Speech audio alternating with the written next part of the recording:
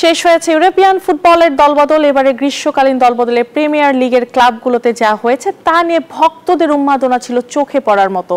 খেলোয়াড় বেচাকেনার এবারে লড়াইয়ে ইংলিশ ক্লাবগুলো ছাড়িয়ে গেছে সব রেকর্ডকে।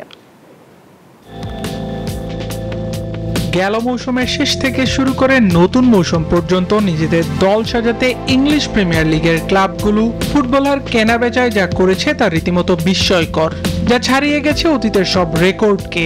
ইউরোপিয়ান ট্রান্সফার উইন্ডো বন্ধ হওয়ার পর জনপ্রিয় ক্রীড়া সংবাদ মাধ্যম ESPN প্রাথমিক হিসাব প্রকাশ করেছে। তাতে দেখা যাচ্ছে ইংলিশ প্রিমিয়ার লিগের ক্লাবগুলি ফুটবলার ট্রান্সফারে মৌসুমে ব্যয় করেছে 3 বিলিয়নেরও বেশি ব্রিটিশ পাউন্ড। বাংলাদেশি টাকায় প্রায় 50,000 কোটি টাকার বেশি খরচ হওয়া এবারের দলবদল প্রিমিয়ার লিগ ইতিহাসের সর্বোচ্চ ব্যয় হওয়া আসর, যা 2 বছর আগে করা 2.36 বিলিয়ন পাউন্ডের রেকর্ডকে ছাড়িয়ে গেছে। যেখানে এক লিভারপুলই এবারের উইন্ডোতে খরচ করেছে 400 মিলিয়ন পাউন্ড বা 6,594 কোটি টাকার বেশি, যা প্রিমিয়ার লিগ ইতিহাসে যে কোনো ক্লাবের সর্বোচ্চ ব্যয়। আর্সেনাল, চেলসি, ম্যানচেস্টার ইউনাইটেড এবং নিউক্যাসল প্রতিটি ক্লাবই ভেঙেছে 200 মিলিয়ন পাউন্ডের ব্যয়ের সীমা।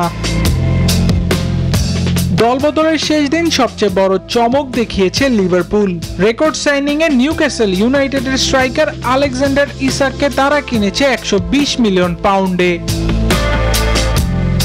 আবরার আল দাইয়ান, নিউজ 24।